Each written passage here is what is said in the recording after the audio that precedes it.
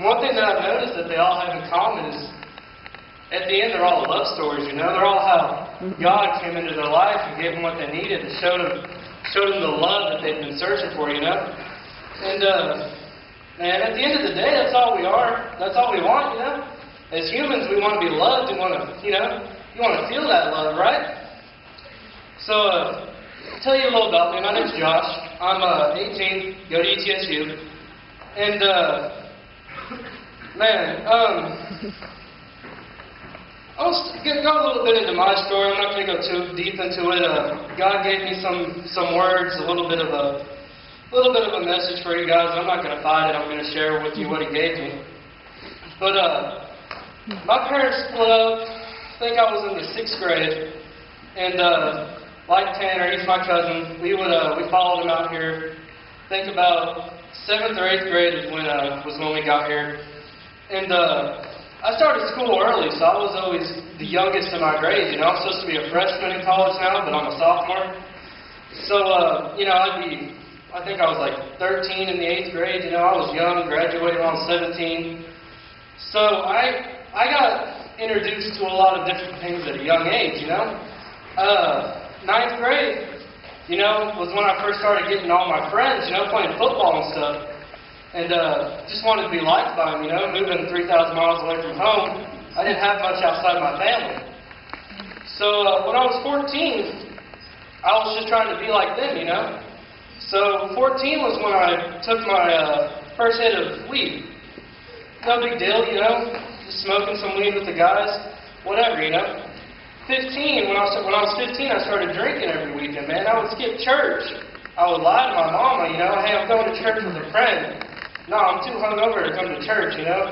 This is the first time she's heard this story, so hopefully you still like it. I started drinking when I was 15, and it just kept progressing. When I was 16, started getting into pills, just all sorts of different pills, and I'd have them stashed in my room, up in my closet, because it was like one of those tile ceilings you could push up and put stuff in. So I'd have all sorts of crap up there, man. But, man, I'm not going to go too deep into what my story is. God has something else on my heart. Man, at the end of the day, you know, you got to wonder, why would Christ find some worthless dudes like Tanner, Caleb, me, you know? We'll tell you, at the end of the day, we're just worthless dudes made whole by the power of Christ, you know? Yeah. Man, but why, you know? Why would Christ die for us? We reject Him daily. You know, we would choose drugs, alcohol, everything over Him. We would choose these things over going to church and listening to His Word. Why would He die for us, you know? And just think to yourself, like, who would you literally die for? Right now, if someone's holding a gun to your head, who would you die for? You know, family, yeah, of course, you know, your close friends, you know. But if it came down to it, would you die for the man on death row for murdering a family?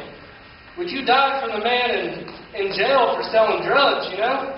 I honestly don't know what I'd do in that situation, you know?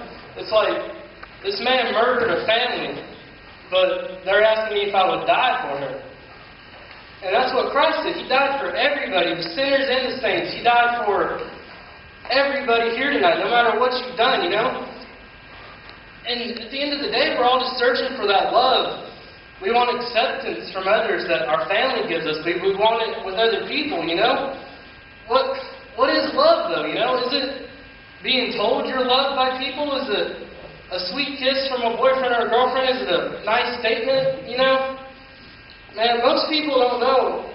Love is sacred, it's patient and kind. It's not filled with sinful jealousy, it does not brag and boast. It is priceless, it is selfless. It is not easily angered, it keeps no record of wrong. It forgives, it's a blessing, it's forever strong. That's right. It does not delight in evil, but it likes the truth. It's liberating, never fading, and it's righteous too. Man, what if we put love here first? It always hopes, it protects us, it trusts, and it perseveres in the end. Well, I can't stress it enough, man, you know? So, where do we find this love, you know? Should I go to the club and try to meet a girl? Should I go to a bar and sit there and fill up my tab buying drinks for girls, you know? Or should I just maybe dress up nice and walk around Kroger trying to spot the one? Where do you find it? Where's it at? Like, Ain't no dummy. Yeah, well, I'm going to tell you all where to find it. The Bible says seek Christ because God is love. That's right. Because God so loved the world that He redeemed us. Yes, that's right. And it was love that made Him cling to that tree. It wasn't anything that we did. He did it because He loved us, Man, it's the truth. He shows love, and there's no substitution for His love. Nothing that you can do, man. We try to fill these voids with things that are going to fall short. Drugs, sex,